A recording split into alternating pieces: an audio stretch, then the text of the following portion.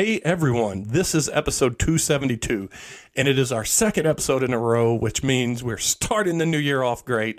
That's the good news. The bad news is it's just me. It comes in just under 30 minutes, so you don't have to listen to me a lot. Just give it a go, give it a share, give it a like, give it a rate. I don't even care if you say never do these episodes by yourself again. I'm not going to fucking listen.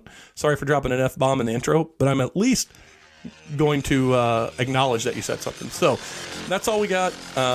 Here comes the episode, and we'll be back to normal in a couple weeks because I am out of town next week, so we might skip one, or we might not. I might get one up. I talked about it in the intro. Here it comes, right after the ball, which is now.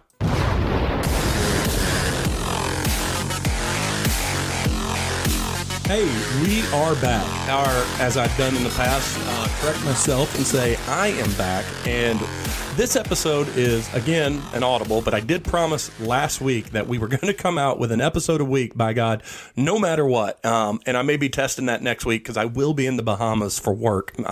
So don't feel too sorry for me. I know being in the Bahamas is kind of a bit of a face rub to everybody that'll be freezing their ass off here in Missouri or wherever you're listening to this. But anyway, irregardless of all that stuff, this episode was supposed to be me and Bender, but he had to call an audible because his son has a little bit of trouble going on with, not his son's in trouble, but with their club volleyball team.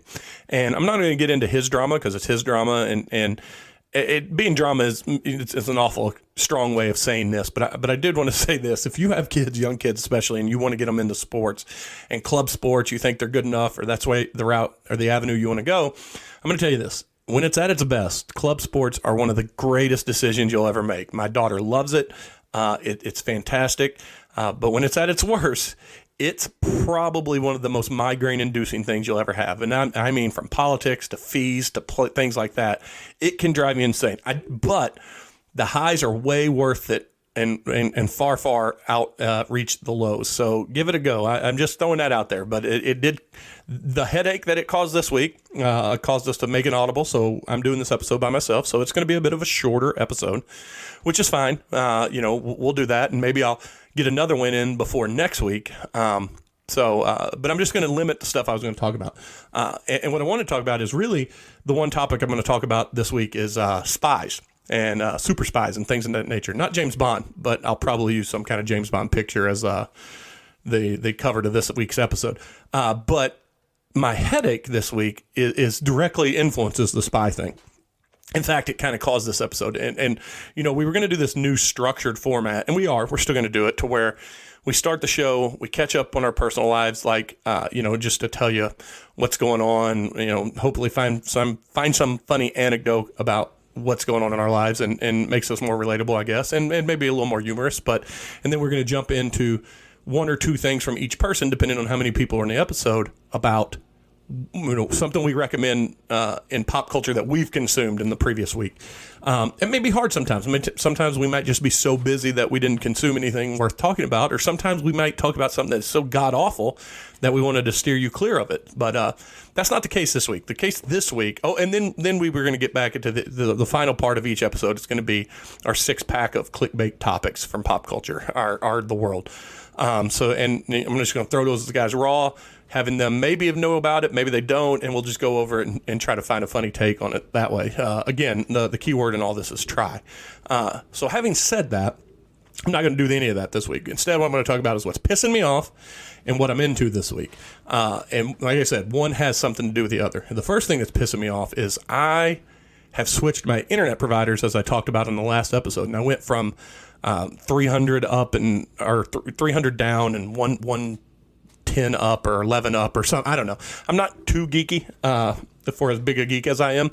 But I switched over to broadband. So I have fiber. So I have almost a full gig download and I have a full gig upload. And it's awesome. It's fast.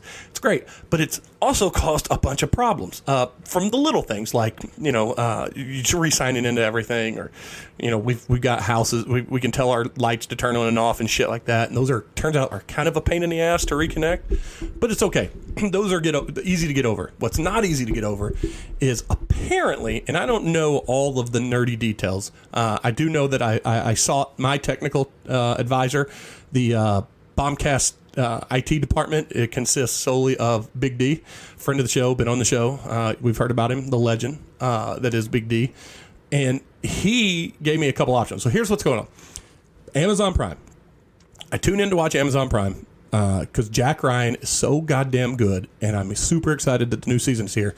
And I'm on the third episode. Not even finished with the third episode, but I went to go back and play it after my new internet got hooked up, and I get this error at the bottom. It says, you appear to be using a VPN, and Amazon Prime does not support this use, or blah, blah, blah, blah, blah.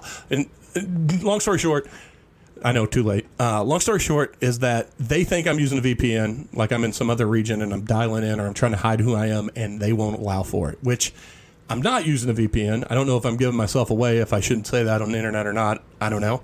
But they think so. So Dwayne says it's one of a couple of things. One, it's my VPN has been used in the past, or my IP address has been used in the past as a VPN, and it's registered, or that's what they've denied it before. Or something to do with the way my internet provider uses its signal, its DNS or SSN or whatever it is. I think SSN is social security number, so I don't think it does that. And I certainly won't give you that over the internet, over the episode. But anyway, no matter what, I can't watch Jack Ryan. And I can't watch anything on Amazon Prime. But that's the thing I'm most pissed about. So what I've done, and just so you know, Hulu's working good. Peacock's working good. Netflix is working good. HBO Max is working good. Apple's working good. What else do I have? Disney Plus working good. ESPN working good. Paramount not working great. It's got nothing to do with the internet. It's got more to do with their app and how that works with my smart TV, my Samsung TV. So all those people, Samsung, my internet provider, and Amazon, you guys need to get your shit together. And the only problem I have with Peacock is I have to, or Paramount, sorry Peacock, you're working great. Paramount is I have to re-upload it or re-download it every so often because nothing will play back. And I do it and it works fine. Or I reset my TV and I do it, which is just holding the remote for 5 seconds and it works fine. But I don't want to have to do that every time. So you're a minor inconvenience. But Amazon, get your shit together with my internet company. So I emailed my internet company and told them what was going on. And they said, we are aware of this problem.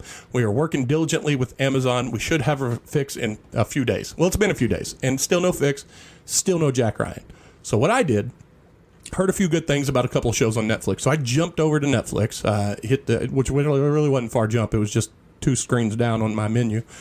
And I started watching Treason with Charlie Cox. If you haven't seen this, essentially, I'm not gonna spoil it, but essentially, Charlie Cox is the assistant to the head of MI6, who is poisoned in the very beginning, the opening 5-6 minutes of the episode, and is on his deathbed, or at least has cardiac arrest. And so Charlie Cox's character assumes control, and then from there, chaos and what's really going on happens. It's pretty enjoyable. The whole reason I watched it is because Charlie Cox, who, for those that do know, is Daredevil, officially Daredevil again in the MCU, thanks to Spider-Man Homecoming, or whatever the last one was. What was the last one? No Way Home, whatever. The one with all the Spider-Man, which was awesome. One of the best movies of last year. So Charlie Cox is back. I like him. I wanted to give it a chance, see what he looks like when he's not being a blind lawyer with super senses and acrobatics and just all around awesome character. And it was great. I give it about a 3.5. And it made me think, well, you know, I'm really into this treason. I'm really into this spy stuff. So I jumped over to The Recruit.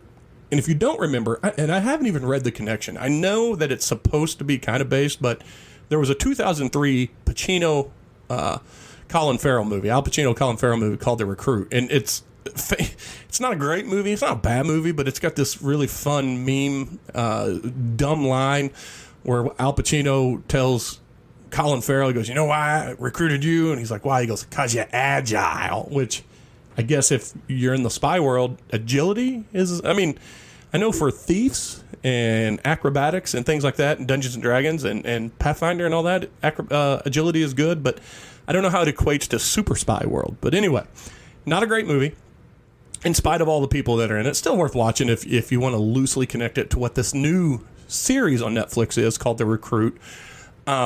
It's starring, I don't know how to pronounce his name, but it's Noah Centineo. I don't know. I have not watched Black Adam yet, but Noah is the Atom Smasher in Black Adam, so everything's coming up Noah lately. So hopefully, I don't know how this season ends because I'm only I think I'm 2 episodes away from the finale of it, but hopefully he loves the show, and even if he's going to start getting big up, although I wouldn't say Black Adam is going to launch my career, especially as bad as it did, and now they're resetting the DC universe, so it doesn't count.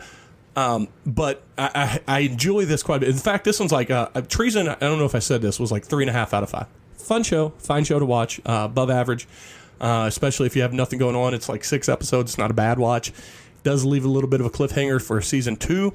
I'm not going to get into the spoilers on it because it is pretty new. But The Recruit, I went solid 4 out of 5. This is a fun show. The Noah character, who is Owen Hickinson or something like that, Hickerson, he's awesome in it. His character's great. He's the right amount of smarmy. He's a little cocky. He's kind of a bumbling idiot from time to time in this world of espionage. Essentially, all he is he's a lawyer, graduated with a law degree, passed the bar. He's a lawyer, and instead of going and doing something high profile, making a lot of money, he decides to be a legal attaché for the CIA, and his very first case ends up being just propels him into a world of espionage, and he gets in over his head, and he's constantly asking for help. He can't really trust people in his office because I don't know how accurate this is, but in the CIA office, people begrudgingly help each other because everybody's kind of trying to stab each other in the back and get themselves ahead, and super jealousy, and you never know, it might be a spy for someone else, not necessarily out of the government, but also in the government, in the country. So you don't know who to trust. He doesn't know who he can trust. And seemingly the one person that's most honestly helping him out through this whole thing is a convicted murderer who is also a known spy, a resource or whatever they call them. But yeah, it's pretty goddamn good. What it is, I tell you this. Well, here's what it is. It is a solid show about. I'm going to equate this as Dungeons and Dragons and what in video games.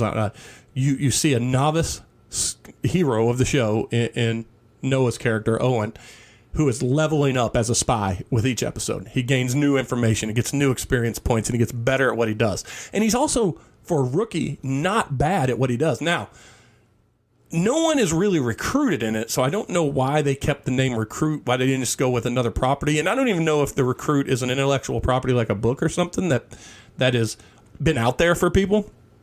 But I do know on Netflix, it's worth watching. I can tell you this. 2 very underrated shows on Netflix are things that I've heard that people like, and I had no expectations going into it. One is this show, The Recruit. The other one was The Lincoln Lawyer from a few years ago or a year ago, and I know it's coming back. And that fucking show was great. I love legal procedural shows, and I like spy shows, and part of this one's pretty good too because it actually has some courtroom stuff in it since he is a lawyer and his roommates are lawyers. But yeah, I recommend highly both of those shows. For me, Lincoln Lawyer was like a 4.5 out of 5. This one's that 4.5 area, around there. So yeah, so that's where I'm at. And until I will give you a good rundown of what I think of Jack Ryan season 3 when fucking Amazon gets their shit together and fixes my ability to watch it. Until that happens, I'm just going to sit here and be irate. But other than that, I guess I'll just fly through some of these topics because I'm not going to go on all of them, but I'll just tell you. Well, this one I find funny is I don't know who makes this decision, but it is somebody. This is an inflection point for or whatever. This is the words that have been banished moving forward into 2023. I don't know who comes out with it, but it's whoever they are. They have said these words have to go. And I'm going to run through. There's 10 words. We'll start at number 10, and I wholeheartedly agree with this one. It is what it is. That makes no sense. Actually, it makes all the sense, so therefore it goes without saying. It's like when you tell somebody, obviously, they didn't mean to do that. Well, you don't have to say obviously. I learned that in a hard way in this thing called value-focused training with my company like a few months ago. I was role-playing pitching to a customer. I said, hey, obviously you guys, and he's like, hey, if it's obvious, don't say it's obvious. Let them know. So same way, it is what it is. We don't need to say it. It's a stupid saying. Number 9, absolutely. I don't agree with this one. Absolutely should be said. I actually said, I believe, I don't know, this is my second attempt at recording this. I don't know if I said it in the first or second attempt, but number 8, irregardless. I think that needs to go just because regardless works. It's the same thing, so you don't need to add that extra IR. I think iterate and reiterate work as the same thing, work in the same way. But regardless, that word, I guess it has to go. Number 7, does that make sense? I didn't know this was a phrase. I know it's a phrase, obviously, but I didn't know this one is overused and that we've had to put the kibosh on it. I don't know. I guess so. Number 6, or that was 7. This is 6. Amazing. Okay. I mean, amazing's amazing. If something's amazing, say it's fucking amazing. Which leads us to number 5, moving forward. I guess that could see where that was overused, I guess, but I guess they say it's time to go. I brought this up to my wife a few weeks ago, and she's gave me the business. She's been saying quite honestly a lot, and then last night she said it again to me, and I told her my problem with her saying quite honestly is she says it in reference to her friends. She says it in reference to something. And she says it when she's mad at me. So it kind of gives me some a little bit of I'm a little gun shy. It's a little bit of trauma when she says it in the 2 ways that don't directly impact me. Because when it does impact me, I know we're in for a fight. So I don't like it, and I've told her it did not go well. She's going to keep saying it. That's the result of it. But number 4, gaslighting. That is used quite a bit, and it's way too much. And I think about 50%, let's say 60% of the time it's used wrong. I don't think people know what gaslighting means. I'm telling people right now, they don't know what gaslighting means, which in some people could be a bit of a gaslight. Number 3, I've never heard of this, I guess, quiet quitting. I don't know what it means. I mean, I know what it means. I guess I know what it means, but I don't know why it's a big deal or why it should go away, but apparently it should, so I guess we're kicking it the fuck out. Number 2, an inflection point. I've not heard this said at all to me and not read it in anything. And if I'm naive to that fact, then okay. And then number 1, GOAT. And I don't mean GOAT as in the word GOAT. I mean capital G, capital O, capital A, capital T, as in greatest of all time. I do agree we should get rid of that one because it was first used, unless someone can correct me on this, I believe it was first used by Chucky. God, why am I blanking on his name? Former Raiders coach, former Tampa Bay Buccaneer, John Gruden, in reference to Jerry Rice. He said, that right there's the GOAT. That's the greatest of all time. And in wide receiver and in football world, that is a fact. Not everything's the GOAT. I've heard people call Drake the GOAT.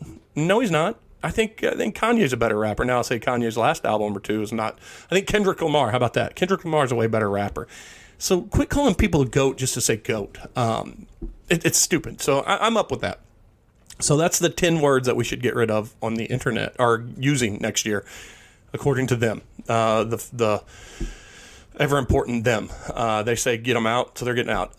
This one I wanted to just touch on real quick. And again, I'm not going to do all of these because I want to set this episode at no longer than 30 minutes or so. But sorry about that cough. But I do want to say this is a shocker to me. I don't watch Undisputed very much, which was Skip Bayless and Shannon Sharp. In fact, I cannot stand Skip Bayless. I can't stand him whatsoever. And I'm not going to go too deep into what he said. Well, actually, here I will read what. So Skip Bayless is getting a lot of shit over something he tweeted during the Bills-Bengals game. At this point, I'm sure everybody knows about Damar Hamlin having cardiac arrest during the Bills-Bengals game and how it shut the game down. But anyway, so that happened. During the moment, Skip Bayless tweeted, "No doubt the NFL's considered postponing the rest of this game. But how? This late in the season, a game of this magnitude is crucial to the regular season outcome, which suddenly seems so irrelevant." So let's break that down. This was in the moment. This is before he even knew that CPR was being administered and the guy was going to get wheeled out in an ambulance. Still, this is the only time you'll ever hear me say this. I do not blame, am not mad, and do not think that Skip Bayless did anything wrong with this tweet. Break this tweet down. No doubt the NFL is considering postponing the rest of this game. But how? Legitimate question. NFL is not NBA or more importantly, MLB, in which there's 162 games and that you can slot a doubleheader in You have off days that you can put a game in. You have return trips. You can't play a doubleheader. You can't play back-to-back games, and you can barely play one game in 4 days. When a team goes from Sunday to Thursday, that's a murder on these players. It is murder on these players, and they'll tell you about it. So you can't just make the game up. So that's a legitimate question. But then he goes on to tell you why that's a legitimate question. This late in the season, a game in this magnitude is crucial to the regular season outcome. So what he is saying is important. It's important to know that this game is not just – this is not the who's the cellar dwellers in the league. It's not the Cleveland Browns playing the Arizona Cardinals, which no winning will do nothing for either team. This is the two teams vying for the number 1 overall seed in the AFC, or at the minimum, the number 2. So it is an important game. And then he says the thing at the end, which redeems this whole quote, which nothing he said up there was bad. But then he says, which suddenly seems so irrelevant. So what he's saying is all those things are legitimate questions, but someone's life is on the line, so they seem irrelevant. And so there was, and I'm not going to read them all, but he had a tweet before and a tweet after that goes on to really paint a better picture that he was thinking about this kid, Damar Hamlin's friends and family at this moment. But because people need someone to hate and see someone to get mad at, and Skip Bayless is a good target because he is a bag of douches, he got a lot of shit from the interwebs. And so much so that on Monday, his co-host, Shannon Sharp, did not show up to work with him. He refused to show up and work with him. So they go to address it on Tuesday when he comes back, and Shannon's explaining why, and Skip kind of interrupts him that he was not going to retract his tweet or apologize, and Shannon blows up. I can't even get through this without you interrupting me and blah, blah, blah. Clearly, there's a lot of tension there. Again, I hate Skip Bayless. Skip Bayless did nothing wrong here. ESPN or whoever it is they work for does not need to say sorry for him. He did nothing wrong. And conversely, let's go to another sports topic, and then I'll move on from sport. Let's talk about someone that did do something wrong. Let's talk about Gio Reyna, who is a super, super talented young prospect in American soccer. He did not get to play in the World Cup. It all came out because of disciplinary actions, but what has come out since then is this weird 1991 incident from his head coach, Greg Berhalter. 1991, mind you, who kicked his girlfriend in college. Now, some people are saying it was a super severe kick. Some people were saying it was blown off. The husband and wife involved, now husband and wife, Greg Berhalter and his wife, addressed this when it leaked out. And his wife said, we broke up. It was a bad incident. It was a bad fight, but we broke up. We got back together, and we've been married for over 30 years. Together since then for 30 years. I don't know how long they've been married. But apparently, Danielle Reyna, who was the roommate at that time, Greg Berhalter's wife, and I apologize, Rosalind Berhalter, which I don't know what her name was then. Apparently, she's the one that knew this information, dug this dirt up, and because Gio Reyna was not playing because of disciplinary actions, which unfortunately was leaked out to the press, Berhalter didn't handle that well, but that's neither here nor there. Claudio, who's Gio's dad, essentially tried to blackmail Greg Berhalter into letting Gio play. This is the most insane sport. There's a great, I'm going to misquote it, but there was a great tweet I saw where essentially what we have here is a dad is getting mad at a team for the playing time that his son's not getting. And that is, at the end of the day, that is what this is. Claudio Reyna played for the American U.S. national team too. A bit of a legend for the sport. So his son's young. He fucked up in the last World Cup, didn't get to play. He's got a future in playing. He's going to come back and play. He should play. He's one of our best scorers. But he didn't, and now he essentially, his dad, blackmailed. Now, I don't see a way moving forward where this guy, Claudio, who's also the GM of, I believe, Portland, who in the MLS, whose coach was an assistant and the best friend of Greg. I mean, this is messy the whole way around.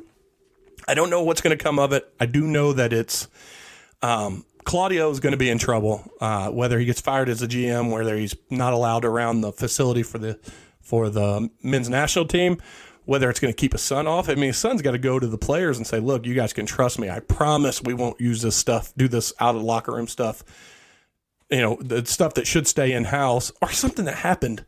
God, do the math. How long is 91? I mean, 30 years ago, over 30 years ago. It's insane. But yeah, so that was a big story we were going to talk about. We didn't talk about it, but I talked about it a little bit there.